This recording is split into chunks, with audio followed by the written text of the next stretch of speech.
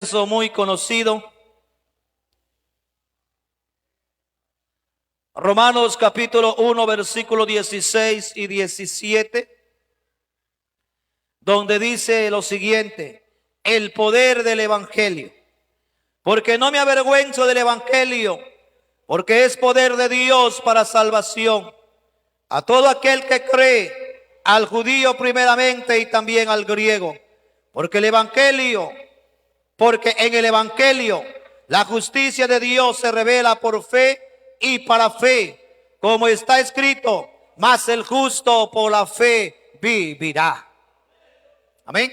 Entonces pueden tomar sus lugares. La palabra del Señor es bien clara. Entonces el tema es el poder del evangelio. Amén.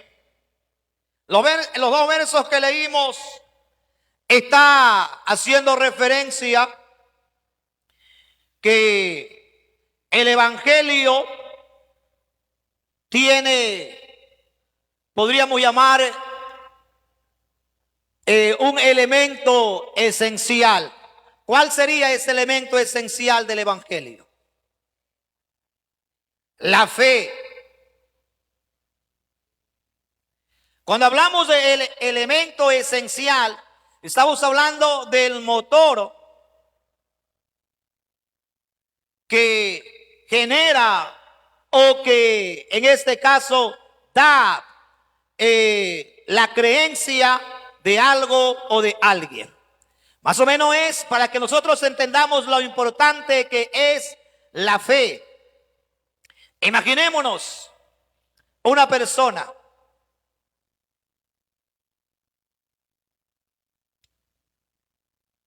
Imaginémonos una persona con el corazón y el cerebro. Imaginémonos que este es el corazón y este es el corazón y este es el cerebro.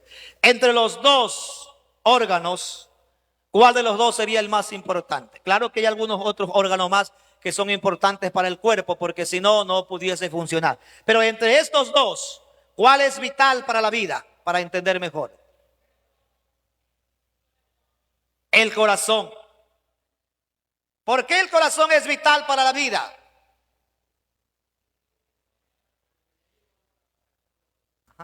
Porque en el momento que el corazón deja de latir, se termina la vida. Pero si el cerebro deja de funcionar, ¿seguirá la vida? Claro que sí, pues la vida sigue. La vida sigue. Entonces, ¿cuál sería en este caso el factor fundamental para la vida en el hombre? El corazón. Porque sin corazón no existe vida. Entonces, de la misma manera, el evangelio, el elemento esencial es que la fe. ¿Por qué? Porque sin fe, ¿qué es? Es imposible agradar a Dios. Si un cuerpo sin los latidos del corazón es imposible la vida, quiere decir que ese cuerpo está inerte, está muerto, no sirve para nada. Lo mismo es el evangelio sin fe, no sirve absolutamente para nada. No tiene ningún sentido que nosotros podamos llamarnos cristianos si es que no tenemos el fundamento especial que es la fe, que es el motor que hace posible que nosotros podamos creer en algo que no alcanzamos a ver, pero que creemos que existe, que está allí y que nos está esperando a nosotros el día que partamos de esta tierra.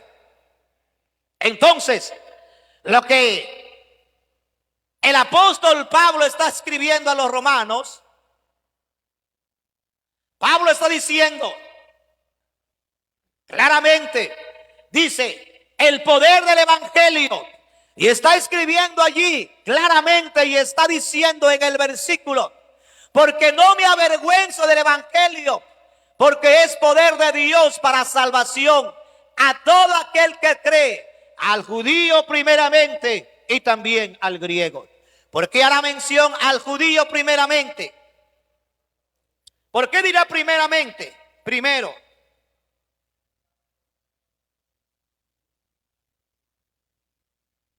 ¿Por qué dirá primero a los judíos? Ajá. Porque de ellos procede la salvación. ¿Por qué digo de ellos? Porque el mismo Jesús era judío.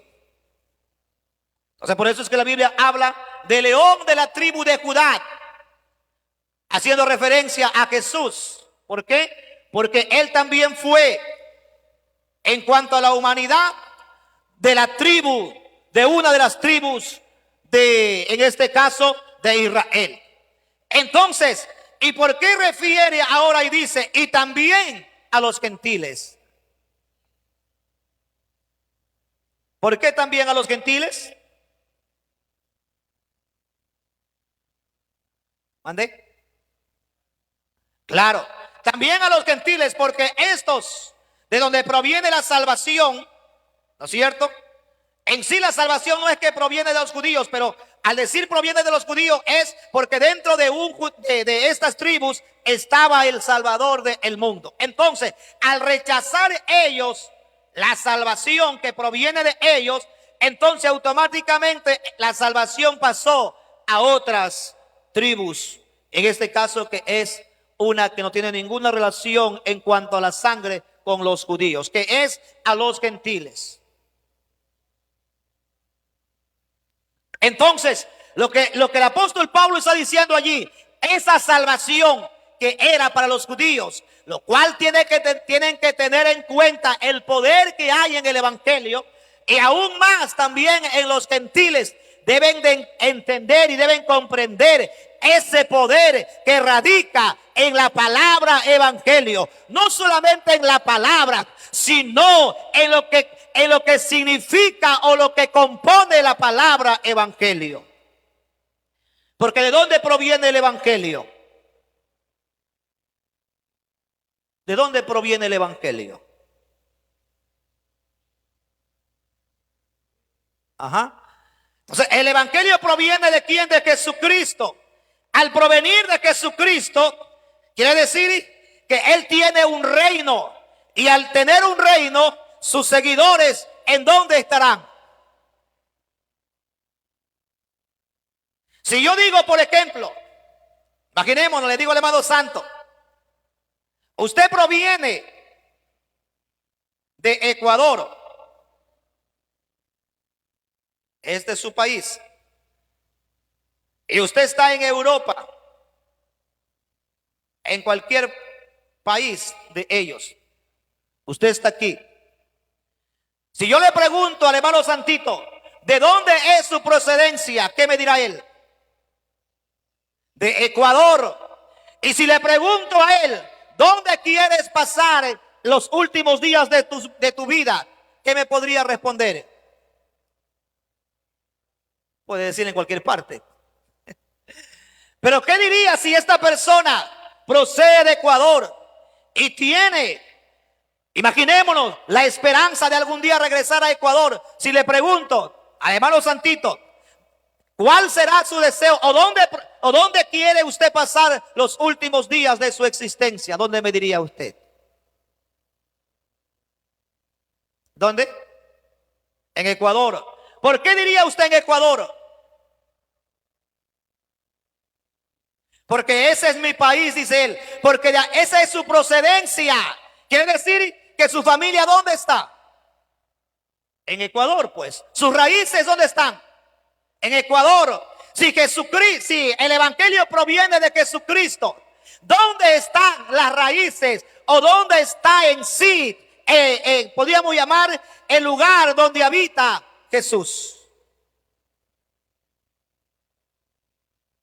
¿En dónde? Con el ejemplo que le estoy poniendo al hermano santito, si él es ecuatoriano y sus raíces son ecuatorianas, ¿dónde está su nacionalidad? ¿Dónde está su familia? En Ecuador, ¿no es cierto?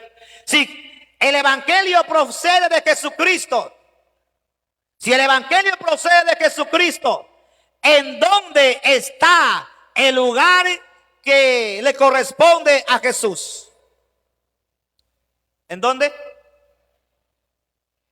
En el cielo, en Jerusalén, exactamente. Quiere decir que si esa es la procedencia de Jesucristo y de allí proviene el evangelio, ¿en dónde estarán los familiares, en este caso de Jesús? Que no somos nosotros. Por eso nos llamamos hermanos. ¿En dónde? ¿En dónde será el lugar o la estadía eterna de sus seguidores, de sus hermanos o de sus hijos? En el cielo, porque de allí proviene nuestro Padre, porque de allí proviene nuestro Salvador, porque de allí proviene el evangelio. Si el evangelio proviene de Jesucristo, entonces Él tiene su propio reino, y donde Él tiene su propio reino deben estar también los seguidores de Él, los que creemos en Él. Por eso es que nosotros, nuestro fundamento en sí es la fe, porque creemos que estaremos en ese lugar. Ajá. Bien. Entonces dice, porque no me avergüenzo del evangelio, porque es poder de Dios para salvación a todo aquel que cree, al judío primeramente y también al griego. El siguiente verso, mire lo que dice. Porque en el evangelio la justicia de Dios, escuche lo que dice, porque en el evangelio, el evangelio, ahora, si nosotros vemos qué es el evangelio, imaginémoslo, vamos a ver rápidamente el libro de Marcos capítulo 1, versículo 1 para ver qué nos dice. Y después volvemos otra vez a este verso. Marcos 1, 1. Dice así, principio ¿de qué? Del evangelio de Jesucristo, Hijo de Dios. ¿Cuál es el principio del evangelio? Jesucristo. Él es el principio del evangelio. Eso quiere decir que si alguien se identifica con el evangelio, se está identificando con Cristo. Y al identificarse con Cristo, está aceptando que Él es seguidor de Cristo y que donde está Cristo, Él también tiene que estar un día. Eso es lo que nosotros aceptamos. Eso es lo que nosotros creemos. Y eso es de lo cual nosotros estamos completamente seguros. Ahora, volvamos otra vez al verso. Porque en el evangelio la justicia de Dios se revela por fe y para fe. Por fe y para fe. Quiere decir que nosotros venimos al evangelio, ¿por qué? Por medio de la fe. ¿Y qué más? Ajá. Y que a través de esa fe vivimos. Y que a través de esa fe reinaremos juntamente con el Señor. Entonces, desde el momento en que nosotros venimos al Señor,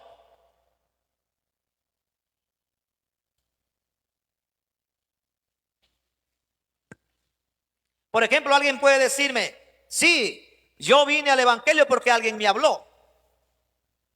¿No es cierto? Ajá. Alguien puede decir eso, pero si yo le digo, por ejemplo, a una persona, imaginémonos, si yo le digo a una persona, vea, Señor, allá está Bajo Alto, al otro lado se ve como un cerro, que es la isla Puná. Vea, Señor, váyase al otro lado caminando.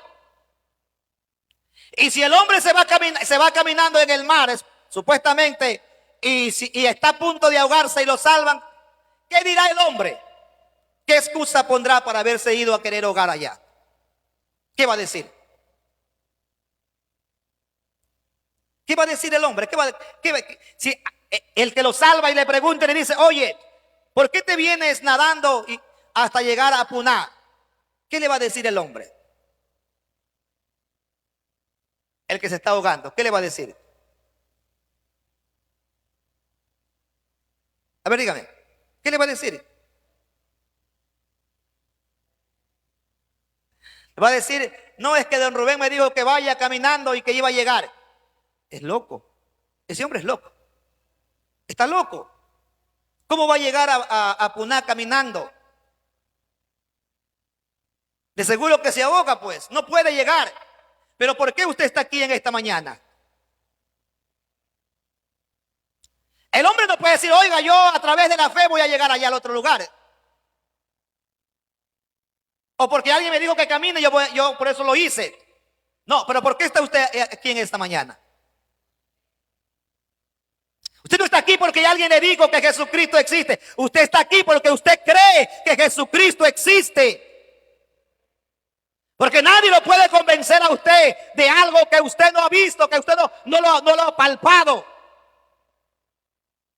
Eso se llama fe, creer en algo que no hemos visto, que no hemos palpado, pero que tenemos la plena seguridad que existe, que está en un lugar y que nos está esperando con los brazos abiertos. Eso se llama fe. Y tal vez nosotros ni siquiera entendemos lo que es la fe. Y alguien puede decir, no, yo estoy en la iglesia porque alguien me habló y me dijo que Jesucristo perdona mis pecados y todo eso y yo he creído. Sí, pero no es que usted creyó simplemente por la palabra de las personas. Usted creyó porque cree en sí, en su interior, de que hay un Dios en el cielo. Que hay alguien que perdona los pecados. Que hay alguien que es superior. Que hay alguien que murió en la cruz del Calvario. Que hay alguien que entregó su vida por sus pecados para que usted sea salvo. Usted en eso está creyendo, aunque no lo ha visto, pero usted ha creído en esa palabra. Y esa palabra desarrolla fe en el corazón y en la mente del ser humano. Y a través de eso nosotros vivimos. Porque creemos en el poder del evangelio. Porque creemos en ese poder. Porque creemos que no hay otro lugar en el cual nosotros podamos encontrar el bienestar y el placer para que nuestras vidas puedan ser salvas. Seguimos entonces. Porque en el evangelio la justicia de Dios se revela por fe y para fe. Como está escrito, mas el justo por la fe vivirá. ¿Sí ve? Como está escrito, más el justo por la fe vivirá. Entonces, entendemos la importancia que es vivir a través de la fe. Porque eso es lo que nos da a nosotros la seguridad y la certeza, queridos hermanos, de esa fe. ¿Sí? Seguimos. Entonces ya vimos que el evangelio proviene de Jesucristo mismo. Y al venir o al proceder de Jesucristo mismo el evangelio, entonces quiere decir que nuestra estadía no es terrestre, eterna. ¿Sí? Vivimos un tiempo en esta tierra, nacemos en esta tierra, ¿no es cierto? Vivimos en esta tierra, nos alimentamos en esta tierra, comemos en esta tierra, hacemos todo lo que querramos en esta tierra, pero es simplemente un tiempo limitado. Nada más. Porque si fuéramos terrestres, nosotros tuviésemos la facultad de decir, voy a morir tal día o no voy a morir nunca. Pero como somos solamente de paso en este lugar, como esta tierra no es nuestra tierra, como este lugar en el que nosotros nacemos, vivimos, nos reproducimos y morimos, no es nuestra estadía eterna, nosotros buscamos nuestra estadía eterna que proviene del cielo, nuestra estadía eterna que proviene del Señor Jesucristo, que proviene del autor de la vida. Entonces, por eso es que el escritor dice, hablando de Moisés y haciendo referencia, muchos de ellos murieron como mirando al invisible, creyendo en que esta morada terrestre no era su morada, porque si se hubieran referido a la morada terrestre, la hubieran alcanzado, pero como no se referían a la morada terrestre, sino a la eterna, ellos murieron creyendo en que había un lugar que a ellos los estaba esperando, que era muchísimo mejor, donde ellos pasarían su eternidad con el Señor Jesucristo. Seguimos. El sacrificio completo de Cristo quitó los pecados del mundo. Entonces, el sacrificio que el Señor hizo, ese es el poder del evangelio. El poder del evangelio no es solamente decir, bueno, proviene de Jesucristo. No, no, tiene que haber algo para que tenga poder. Entonces, ¿en qué radicaría entonces ese poder?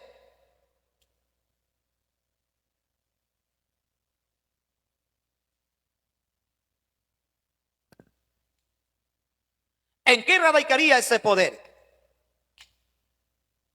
Imaginémonos que yo le diga, por ejemplo, a una persona, le diga a Darío. Darío vive, está trabajando en una empresa. Imaginémonos en una bananera. La empresa tiene auge durante 20 años. En los 20 años se va a la quiebra. ¿Dónde está el poder de la empresa? ¿Dónde? ¿Dónde está el poder de la empresa? Si se supone que el poder de la empresa son los activos que ella pueda tener. Pero si se fue a la quiebra, ¿dónde está el poder? ¿Pueden hacer cuenta los años pasados cuando fue fructífera? Si en la actualidad está en la quiebra. ¿Podrán hacer cuenta esto?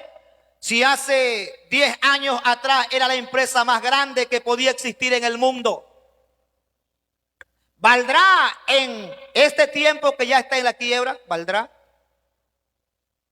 Yo creo que ya no vale, porque está en la quiebra. ¿Dónde está el poder de la empresa? ¿Dónde? Ya no hay. Está en la quiebra, perdió todo. Ya no tiene ningún poder. Entonces, ¿dónde está el poder del evangelio? ¿Dónde está el poder del evangelio? ¿En dónde? Mírese usted es el poder del evangelio. Ustedes son los activos del cielo. Porque el evangelio, queridos hermanos, el cual proviene de Jesucristo, somos cada uno de los que estamos aquí. Entonces, usted es el poder del evangelio. ¿Por qué? Porque usted cuenta como una alma que está allá para ir al reino de los cielos. Entonces somos nosotros los activos en esta tierra que vamos a ir al reino de los cielos.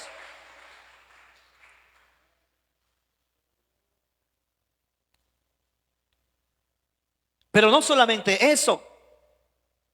No solamente eso.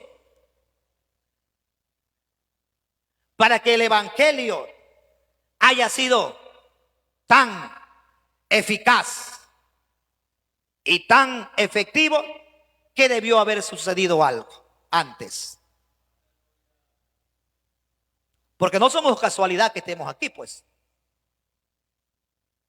No somos casualidad. Entonces, ¿en qué radicaría que el evangelio hoy sea fuerte y tenga estos activos? ¿En qué? Ajá, exactamente. Radica en la muerte. Pero no solamente en la muerte, porque si moría, quedaba la empresa ¿qué? A la quiebra. Si Jesús moría, ¿qué pasaba con el evangelio? Se terminaba, se acababa. Todos los milagros que él pudo haber hecho, lo que resucitó a los muertos, ¿de qué servía? Nada más, solamente para un cuento. Así como alguien puede decir hace 20 años, hace 10 años atrás, esta es la mejor empresa y era un gusto trabajar en ella. Eso fue hace años atrás. Ahora ya no. Entonces sería lo mismo. Si Jesús hubiera muerto, solamente hubiera muerto, ¿de qué hubieran servido todos los milagros que él hizo? ¿De qué hubiese servido lo que él caminó sobre las olas del mar? ¿De qué? De nada. Porque se hubiera ido a la quiebra. Pero ¿qué fue lo que le dio valor entonces al sacrificio de Jesús? Ajá. Lo que le dio valor es la resurrección que él tuvo, en el momento que él resucitó, entonces cobró valor todo lo que él había hecho en esta tierra, cobró valor en los seres humanos. Porque recuerde que el diablo pensó que había vencido, pues. Y los propios discípulos se volvieron atrás. Porque cuando ellos fueron restaurados después de la resurrección de Jesús, cuando Jesús fue muerto, se despatriaron. Cada quien se fue por donde bien le parecía. El uno se fue por allá, el otro por acá, y todos comenzaron a despatriarse. A ver, ¿quién de ellos estuvo ahí al lado de Jesús mientras estaba siendo sentenciado? Nadie. ¿Quién estaba al lado de Jesús cuando lo estaban golpeando? Nadie. ¿Quién estuvo al lado de Jesús cuando lo estaban clavando en la cruz? ¿Sus discípulos? Nadie. ¿Quién reclamó el cuerpo de Jesús? ¿Alguno de sus discípulos? No. No lo reclamaron. Lo reclamó José de Arimatea y Nicodemo, que no eran discípulos, que no habían caminado con el maestro, pero que sí creían en Jesús. Pero no son contados entre los 12 discípulos, porque ellos no fueron discípulos del maestro. A sus discípulos ninguno de ellos los siguió, ni siquiera tuvieron el pudor de ir a reclamar el cuerpo del maestro que estaba colgando en un madero. No tuvieron ni siquiera ese valor.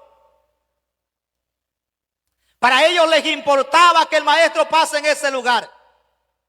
Ellos sabían que no podía un cuerpo, después de haber sido crucificado, pasar hasta el siguiente día. No podía, porque eso era malo. Pero ni siquiera por eso ellos fueron a ver el cuerpo del maestro. Esas personas vinieron y fueron y le dijeron: denos el cuerpo del maestro, porque ya está atardeciendo y no puede estar colgado, porque no debe de estar allí. Eso es una maldición, por lo tanto devuélvanos. Pero los discípulos no. Ellos no. Cada quien cogió y se fue por su lado. Cada quien se fue. ¿Por qué? Porque para ellos había terminado con la muerte de Jesús. Se había acabado ¿qué? La esperanza para ellos se había terminado. Cuando Jesús murió, para ellos fue un fracaso. Hasta aquí llegó el maestro, hemos fracasado, así que vámonos cada quien para su lado. Pero cuando Jesús resucitó de entre los muertos, tuvo que irlos a volver a buscar. Tuvo que ir a restaurar nuevamente sus vidas, porque ellos se habían apartado completamente de su creencia. ¿Tenían fe ellos? Ellos, aunque eran sus discípulos, andaban por vista. Aunque eran sus discípulos, andaban por vista. Por eso el Señor le dijo a Tomás: porque vistes, creíste. Porque vistes, incrédulo. Le dijo a todos los discípulos: son incrédulos, porque ven, están creyendo. Más bienaventurados somos nosotros en esta mañana. Más bienaventurados somos nosotros que sin ver hemos creído en este evangelio poderoso que cambia, que transforma y que vivifica la vida del ser humano. Dice: más bienaventurados los que no ven y creyeron. Porque habían otros que no eran discípulos y estaban creyendo. Porque habían otros que no habían sido abiertamente discípulos del maestro, pero tenían más fe que sus propios discípulos. Pero sin embargo, cuando después de la resurrección, todo cambió. Después de la resurrección, todo cambió. Los discípulos ya no fueron los mismos. Los discípulos ahora tuvieron fe. Y fue tan grande su fe que fueron mártires, que murieron, destrozados, muertos a espadas, crucificados, aserrados, tirados en pailas de aceite hirviendo. ¿Por qué? Porque ellos entendieron el poder del evangelio. Porque ellos entendieron que el evangelio proviene del cielo y que ese que estuvo con ellos caminando, Él es el dueño, Él es el autor de la vida y es el principio mismo de ese evangelio que ellos hoy tenían ya dispuesto para morir por causa de esa verdad. Mire cómo todo cambió. Mire cómo todo dio un giro. Pero el Señor dijo, más bienaventurados. Ustedes a la final, el Señor le dijo a ellos, ustedes a la final, su fe es aumentada, porque me vieron, porque caminé con ustedes. 40 días después de la resurrección, el Maestro caminó con ellos. Pero el Señor dijo, bienaventurados los que no han visto. Más bienaventurados quiere decir, tienen mayor honra. Nosotros tenemos mayor honra que las propias personas que dieron sus vidas por este evangelio. Nosotros tenemos mayor honra que ellos. No es que seamos mayor a ellos, no, sino que tenemos esa doble honra, porque no vimos al Maestro caminar entre los hombres, pero sí testificamos de que Él nació, de que Él murió, que ascendió a los cielos y que hoy camina y que habita en el corazón de cada ser humano. Que lo primero que nosotros pensamos en nuestro caminar, a nuestro levantarnos y a nuestro dormir es que hay un Dios en el cielo que nos ama. Por eso somos bienaventurados. Por eso somos bienaventurados. Por lo tanto, queridos hermanos, no dejemos de creer o de practicar el poder del evangelio. Vivimos por medio de Él, para Él vivimos. Y como dijo el apóstol Pablo, sea que vivamos o sea que muramos, yo del Señor soy. ¿Por qué? Porque él sabe el poder de lo que es el evangelio. Entonces Pablo estaba hablando de la supremacía del evangelio. Cuando hablamos de supremacía quiere decir algo que está por encima de todo. La supremacía es el poder supremo que tiene alguien en un lugar. Como por ejemplo,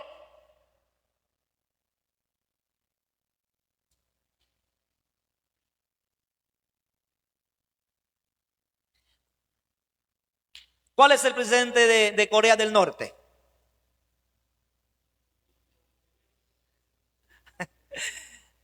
¿Cuál es el nombre? Le preguntaban a una niña, ¿cuál es el nombre del presidente de China? Un chinito, dijo ella. Un chinito. Y está bien, pues no, es un chinito.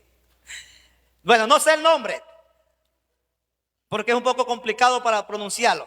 Pero Corea del Norte es el país donde está en dictadura, ¿no es cierto? Sí. Entonces el otro es Corea del Sur. Mire las diferencias, ¿no? Corea del Norte. Imaginémonos, Corea del Sur. En la frontera. De aquí para acá, viva la fiesta.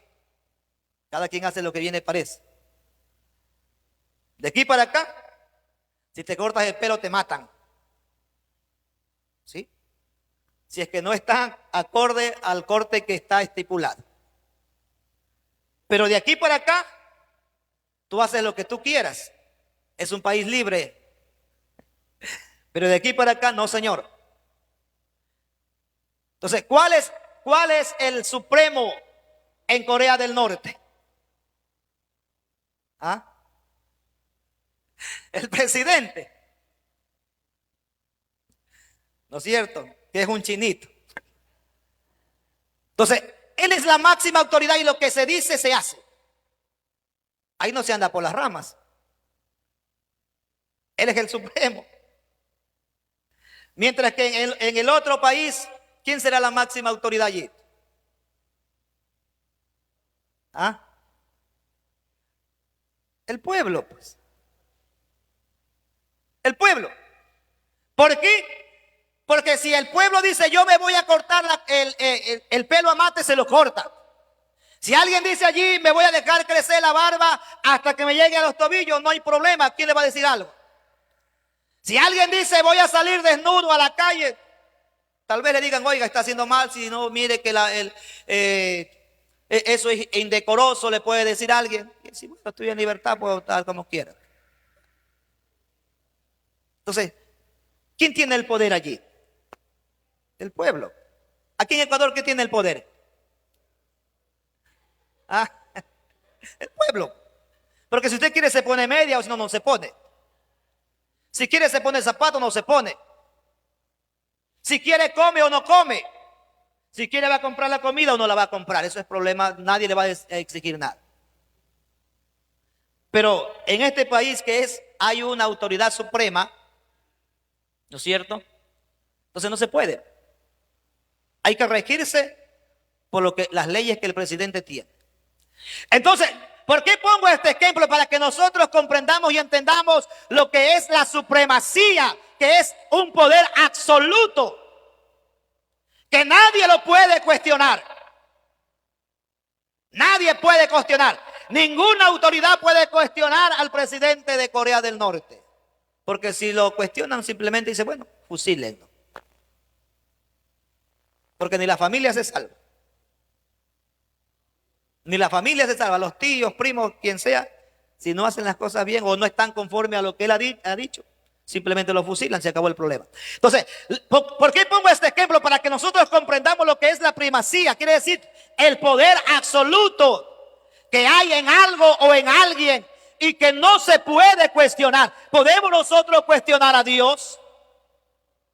Pero si lo hacemos y estamos equivocados, pues. Y estamos equivocados. Que tal vez Dios no actúa en este momento porque todavía no es el juez, pues. Pero llegará el momento en que va a actuar como juez. Hoy es nuestro abogado. Y nos habla nuestra conciencia y nos dice lo que está bien o está mal. Diciéndonos que guardemos el evangelio. Porque de allí proviene la salvación y que es el poder que debe radicar en nosotros. Y nosotros podemos cuestionar y lo que sea. Mientras un ciudadano coreano del sur, o en este caso del norte, viva en el sur, puede cuestionar a su país o a su nación cuantas veces quiera. Podrá decirle, ese presidente está loco, ese presidente es esto y lo otro, porque no está en la jurisdicción, pues. Pero deje que entre acá para ver lo que le pasa. Déjelo que entre. Pero mientras no esté en su país, podrá decir lo que sea de su país. Y las otras naciones o las otras personas lo van a apoyar. Van a decir, oye, sí es correcto, está bien lo que está diciendo de esa persona. Pero en el momento que lo llegasen a extraditar, ¿qué cree que va a pasar? ¿Usted cree que va a tener opción a defensa? ¿Quién va a hablar a favor de él? ¿Quién va a decir algo a favor de la persona que habló mal mientras estaba en otro país, de su país, que es Corea del Norte? Cuando ya lo extraditen y estén en este lugar, ¿quién lo va a defender? ¿Habrá algún juez que lo defienda? No, señor, no habrá nadie que lo defienda. Mientras nosotros estamos aquí en la tierra y vivimos, podemos cuestionar a Dios, pero no es correcto. Y podemos hablar cuantas cosas puedan venir por nuestra mente, pero llegará el día en que estaremos en la presencia de Dios. ¿Quién nos va a defender? ¿Quién nos va a defender? ¿Quién va a decir, maestro, lo que usted hizo está incorrecto, porque ese hombre quería tener libertad para hacer esto y lo otro y usted no le permitió? ¿Alguien podrá decirle eso al maestro en ese día? No, porque de seguro ese hombre también ya está condenado, pues. Lo que queremos, queridos hermanos, entender es que Pablo estaba hablando de la supremacía del evangelio, que deberíamos nosotros comprender y entender que en esta tierra no podemos cuestionar al dador de la vida, y que si lo hacemos tenemos que atenernos a la consecuencia, porque en algún momento tenemos que estar delante de la presencia de Dios para rendir cuenta por nuestros actos. La Biblia dice, ¿o no sabéis que todos hemos de comparecer ante el tribunal de Cristo? ¿O no sabéis que todos, cuando dice todos, es todo, compareceremos ante el tribunal de Cristo? Entonces, no es que no haya tal vez un lugar donde tengamos que ir a rendir cuenta. No, señor, hay un lugar que tenemos que ir a rendir cuenta. Por eso hay que vivir bajo el poder de este evangelio. Entonces lo que estamos hablando es de esa primacía, de ese poder absoluto que lo tuvo el Señor Jesucristo. En el momento cuando Él murió, no había poder, porque murió como hombre. Hasta allí era un fracaso. Hasta allí era un fracaso porque había muerto. Hasta allí podríamos decir que el plan había fracasado. Y eso es lo que el diablo pensó, pues. Como murió Jesús, entonces el diablo pensó que había fracasado todo el plan. Pero él no sabía que Él es Dios sobre todas las cosas. Lo que él no entendía era que aquel que murió era necesario morir para ir a testificar a los confines mismos de la tierra, para hacerles comprender y entender a las otras generaciones de que Él era Dios sobre todas las cosas, que Él era Dios y que tenía el poder de la muerte, de la vida, que Él la daba y Él también la quitaba y podía volverla a tomar. Porque todo era un plan. No es que fue una casualidad, todo era un plan. Por eso la Biblia dice que cuando Él murió, descendió ¿a dónde? A las partes más bajas de la tierra. ¿Para qué? Para testimonio de los que estaban allí, para testimonio de ellos de que Él era Dios sobre todas las cosas, y que había bajado para enseñarles, y que de allí tenía otra vez que volver a la vida, porque tenía que volver a su gloria que Él tenía y que nunca la abandonó, porque Él es Dios sobre todas las cosas. Tenía que volver otra vez al lugar para preparar lugar a nosotros que somos sus hijos y que estamos en esta tierra creyendo en el poder del evangelio. Así es. Entonces, nosotros somos esa vivencia, o nosotros podríamos decir, nosotros somos esos activos aquí en la tierra. Si alguien le pregunta a usted qué es el evangelio, usted dígale, mírame, mírame, obsérvame bien. Mírame bien, que yo soy el evangelio. Y si le dice por qué, usted le puede decir, porque el evangelio es poder de Dios para salvación. Y Él me ha salvado a mí, me ha cambiado, me ha transformado, me ha hecho diferente, soy distinto. Entonces soy yo el poder del evangelio que el Señor ha transformado en esta tierra. Somos nosotros ese poder, así que no perdamos nosotros esa confianza que tenemos en el Señor. Entonces, cuando el Señor murió y resucitó, ascendió otra vez, ¿a dónde? Al cielo. Por eso la Biblia dice, nadie descendió del cielo, sino el Hijo del Hombre que está ¿dónde? En el cielo. ¿Por qué? Porque Él es Dios sobre todas las cosas. Porque Él se manifestó. ¿Para qué? Para traer esperanza a través del evangelio a los hombres que vivíamos sin esperanza, que vivíamos perdidos en este mundo, que vivíamos solamente listos para ir al infierno, pero que a través de esa muerte, a través de la resurrección, hoy tenemos vida y vida en abundancia gracias al poder que proviene del cielo, lo cual lo conocemos como el evangelio.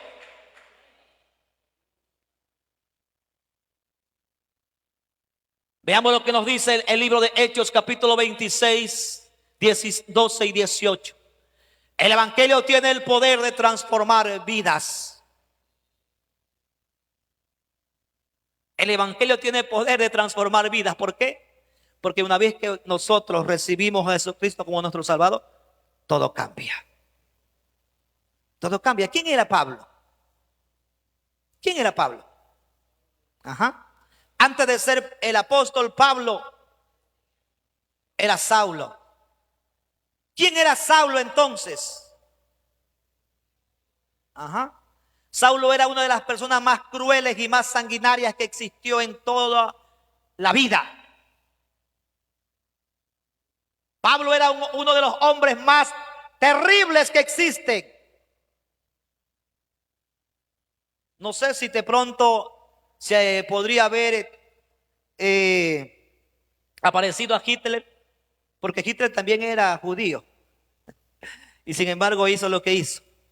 Era judío, tenía descendencia judía, pero sin embargo exterminó miles de judíos. Pero Saulo de Tarso era un hombre tan cruel y tan malo, podríamos llamar el hombre más sanguinario que pudo haber existido en la historia de la humanidad. Porque al final un asesino puede coger y matar a una persona adulta, qué sé yo, por odio, venganza, por robarle lo que sea. Pero Pablo los mataba simplemente por complacencia propia. Sí, porque le gustaba matar. En una ocasión,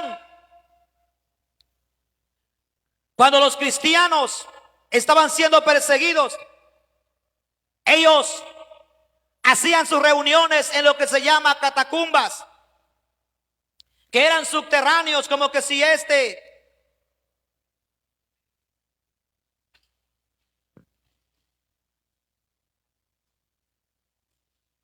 imaginémonos que esta es la superficie de un terreno.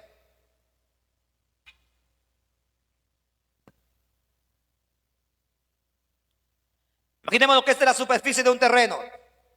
Entonces ellos cavaban un hoyo, ponían sus escaleritas y adentro tenían un lugar de reunión. Se reunía mucha gente. Pablo pagaba a personas para que se hagan pasar por cristianos. Cuando Pablo descubría dónde estaban ellos, como había una sola entrada y una sola salida, él venía y ponía leña. prendía fuego. Adentro habían familias enteras. Habían pequeños pueblos enteros adorando a Dios. Prendía fuego y todos los que estaban aquí quedaban muertos. Imagínense la temperatura que sería dentro de la tierra y prenderles fuego dentro de la tierra. ¿Cómo no sería esa muerte tan trágica de la gente que estaba allí? ¿Cómo no sería el dolor y el sufrimiento de esas personas? Morir en esa condición. Y ahí quedaban. Ese era Pablo. Pablo cogía a los niños, se los arranchaba a las madres, los tomaba de los piececillos, los lanzaba contra las peñas y sus cuerpecitos quedaban destrozados y sus sesos corrían y se quedaban pegados en las peñas. Ese era Pablo. Ese era Pablo. Antes de ser Pablo era Saulo de Tarso. Era terrible la vida de él. Era un hombre muy cruel, muy sanguinario. Se deleitaba viendo cómo los cristianos eran llevados y eran botados en los anfiteatros para ser devorados por animales, por fieras. Cogían a los cristianos, los amarraban, los untaban con miel y después de untarlos con miel, amarrados, los tiraban en medio de peces que estaban dañados, los lanzaban allí y habían fieras que no les daban de comer por algunos días. Cuando estas fieras y estos perros olían ese olor a mortecina de los peces, corrían y devoraban a los cristianos hasta triturar cada uno de sus huesos. Ese era Pablo. Ese era Saulo. Y esa era la vida que él tenía. Y se complacía en hacer eso. Pero cuando él en una ocasión pidió carta de recomendación para ir detrás de los cristianos, para seguir con su odio, para seguir con sus matanzas, pidió carta y le dieron carta para que los persiga a los cristianos. Mientras iba camino a Damasco, dice la Biblia, que se le apareció una luz resplandeciente, la cual le dijo: Saulo, Saulo, ¿por qué me persigues? Y él dijo: ¿quién eres, Señor? Y el Señor le dijo: yo soy Jesús, a quien tú persigues. Dura cosas te dar cosas contra el aguijón.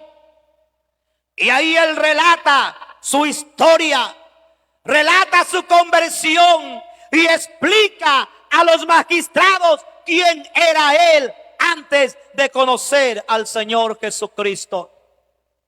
Leamos para ver lo que dice. Cuando lo llevaron a él ante el rey y expuso su causa y le dice: mire, Señor, este era yo antes de conocer a Jesucristo. Ocupado en esto iba yo a Damasco con poderes y en comisión de los principales sacerdotes. Sigamos. Cuando a mediodía, oh rey, yendo por el camino, vi una luz del cielo que me sobrepasaba el resplandor del sol, la cual me rodeó a mí y a los que iban conmigo. Y habiendo caído todos nosotros en tierra, oí una voz que me hablaba y decía en lengua hebrea: Saulo, Saulo,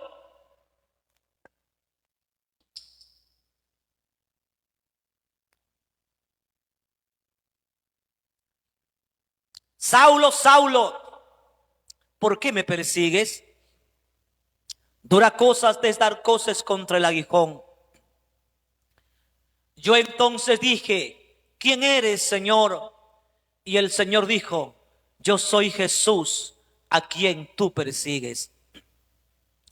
Pero levántate y ponte sobre tus pies, porque para esto he aparecido a ti, para ponerte por ministro y testigo de las cosas que ha visto y de aquellas en que me apareceré a ti, librándote de tu pueblo y de los gentiles a quienes ahora te envío, para que abra sus ojos, para que se conviertan de las tinieblas a la luz y de la potestad de Satanás a Dios, para que reciban por la fe que es en mí perdón de pecados y herencia entre los santificados. Saulo está testificando ahora ante el rey, porque desde ese momento cuando apareció el Señor, su vida cambió completamente. Dejó de perseguir a los cristianos. Dejó de perseguir a los cristianos a quien él odiaba tanto. Se convirtió en un cristiano. Se convirtió en un seguidor de Jesucristo. Ahora a él lo perseguían. Ahora a él lo querían matar por causa de Jesucristo. Ahora él era el perseguido. Pero a él ya no le importaba nada. A él le importaba el poder del evangelio, porque había sido testigo de ese poder transformador, porque había sido testigo de ese poder que había cambiado la vida de esa persona. Desde ese momento entonces el apóstol Pablo fue diferente, fue distinto. Desde ese momento él se olvidó de todo lo que había ganado y lo que había tenido. Y él prefirió sufrir, prefirió llorar, prefirió alejarse de la sociedad, prefirió alejarse del mundo en el cual él vivía por causa del evangelio del Señor Jesucristo. Por causa de ese evangelio lo llevaron prisionero. Por causa de ese evangelio tuvo que vivir solo y abandonado, sin nadie quien lo visite. Por causa de ese evangelio al cual él perseguía y odiaba anteriormente y hacía tanto daño. Por causa de ese evangelio, cuando él creyó en el poder de ese evangelio, tuvo que alejarse solitario en una habitación, en una cárcel donde todo era húmedo, donde hacía frío, donde su cuerpo comenzó a desgastarse, pero él prefería ese sufrimiento que gozar de los placeres que había afuera, de los cuales él había gozado anteriormente. Porque él entendía y él comprendía lo que era el poder del evangelio. Si nosotros no comprendemos, si no entendemos en estos días el poder del evangelio, es porque simplemente no nos identificamos con el Señor. Si en estos días nosotros no creemos y no nos identificamos con el poder del evangelio, simplemente es porque no estamos creyendo en esta verdad. Simplemente es porque hay otras prioridades. Simplemente es porque no hemos creído en esta verdad. Pero yo le animo, querido hermano, a creer en este poder maravilloso. Yo le animo a creer, a agarrarse fuerte de este evangelio, que a usted lo hará salvo, que a usted le da sabiduría para poder comprender esta verdad infinita que proviene de lo alto. Vamos a ponernos de pie en esta mañana. Vamos a decirle al Señor: gracias por este evangelio. Porque si no hubieras llegado, Señor, si no hubieras venido, no hubiéramos cambiado, no hubiéramos sido transformados, no fuéramos lo que hoy somos, Señor, no viviéramos como hoy vivimos. Estuviéramos desamparados, angustiados, Señor. Estuviéramos tal vez durmiendo en covachas. Estuviéramos tal vez malgastando nuestras vidas, malgastando nuestros dineros. Tal vez estuviéramos dándole una mala vida a la familia. Pero te conocimos a ti, Señor. Conocimos este evangelio maravilloso, conocimos esta verdad que nos ha transformado. Conocimos este evangelio que transforma y que cambia. Hemos conocido esta verdad, Señor. Hemos conocido esta verdad. Si decidiera negar mi fe y no confiar más en Él, no tengo a dónde ir, no tengo a dónde ir. Si despreciar mi Te hemos conocido a ti, corazón, Señor. Hemos Santa conocido gracia esta que verdad. me salvó, no tengo a dónde ir. Hemos conocido esta realidad, Tengo Señor, a dónde que nos ir. haces diferente. Convencido estoy que sin tu amor se acabaría Aumentanos mi la fe, fuerza. Señor. Y Aumentanos sin ti mi la fe, corazón aumentanos la sediento se muere fe. y se seca. Cerca de ti yo quiero estar. Queremos estar cerca de ti, Señor. De tu presencia no me quiero alejar. Queremos estar cerca de ti, Señor. Queremos estar cerca de ti. Jesús. Queremos estar Yo cerca quiero de ti estar. porque hay poder, hay poder, hay De poder. tu presencia no me quiero alejar. Porque hay poder, Señor. Es tu verdad, es nuestra verdad, Señor. Es la verdad nuestra. Negar mi fe y no Es confiar nuestra nunca verdad, más en Señor. Y Él. no podemos No cambiarla. tengo a dónde ir. Es mi verdad, Señor, y no puedo claudicar Si de despreciar ella. en mi corazón, Es mi razón, es mi que me existencia, salvó. Señor. No tengo a dónde ir, no tengo a dónde ir.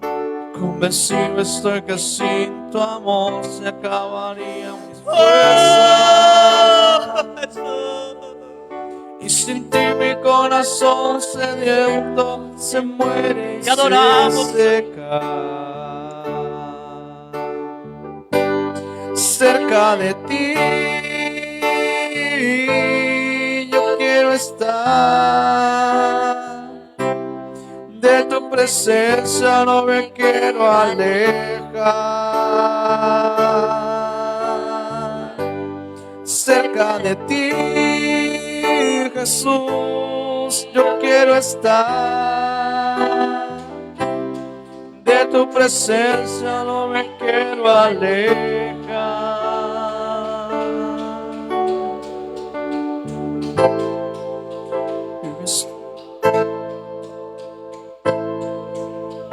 Me sumo en tus brazos y me has dado salvación. De tu amor has derramado en mi corazón. No sabré agradecerte lo que has hecho por mí. Solo puedo darte ahora mi canción.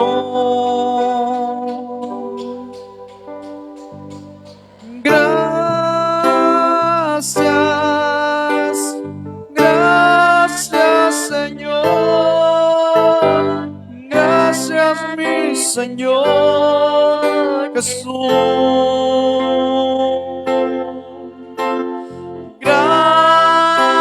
Gracias, muchas gracias Señor, gracias mi Señor Jesús. Y en la cruz diste tu vida, lo entregaste todo allí. Vida eterna regalaste al morir. Por tu sangre tengo entrada ante el trono celestial. Puedo entrar confiadamente ante ti para darte las gracias. Gracias Señor, gracias mi Señor Jesús.